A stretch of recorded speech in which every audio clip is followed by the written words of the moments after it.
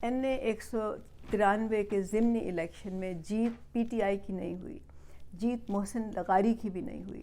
جیت دراصل ایک امیر کبیر شخص کی ہوئی ہے، جیت ایک خاندان کی ہوئی ہے جو با اثر ہے، جو طاقتور ہے، اور جیت اس فرسودہ بدبودار گندے استحصالی موروثی نظام کی ہوئی ہے، سیاسی نظام کی ہوئی ہے، جس کے چنگل میں یہ ملک پچھلے 75 سالوں سے پھنسا ہوا ہے، اور اس کے نمائندے پچھلے 75 سالوں سے اس ملک پر حکمرانی کر رہے ہیں، اور ہار دراصل میں عام لوگوں کی ہوئی ہے۔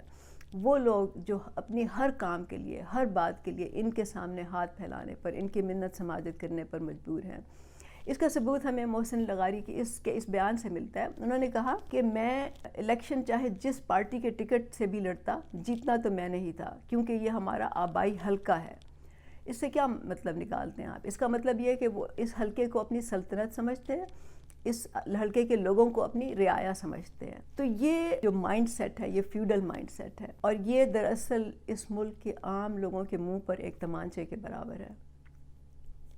اور ہار دراصل عمران خان کی بھی ہوئی ہے۔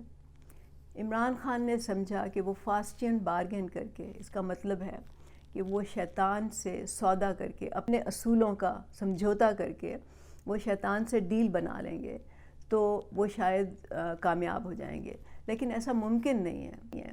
عمران خان بات غریبوں کی کرتے ہیں، کھڑے امیروں کے ساتھ ہوتے ہیں، امیروں کی مدد سے وہ چاہتے ہیں کہ وہ حکومت میں آئیں، اور پھر وہ سمجھتے ہیں کہ ان کی مدد سے وہ حکومت میں آ کے انہی کے خلاف اقدامات اٹھائیں گے اور پھر وہ نظام کو بدلیں گے۔ ایسا ممکن نہیں ہے۔ بجائے اس کے کہ وہ نوجوانوں کو یا عام لوگوں کو سیاسی شعور دیتے، ان کو منظم کرتے، انہوں نے سوچا کہ میں اکیلا ہی اس نظام سے ٹکر لے سکتا ہوں، میں اس نظام کو بدل سکتا ہوں۔ یہ بالکل پاسبل نہیں ہے۔ تو برابری پارٹی پاکستان جواد احمد کی قیادت میں یہی کرنا چاہتی ہے۔ ہم اچھی طرح سمجھتے ہیں کہ اس نظام کو بدلنے کے لیے عام لوگوں کو منظم ہونا پڑے گا، عام لوگوں کو خود سیاست میں آنا پڑے گا، ان لوگوں کے پیچھے بھاگنا بند کرنا پڑے گا۔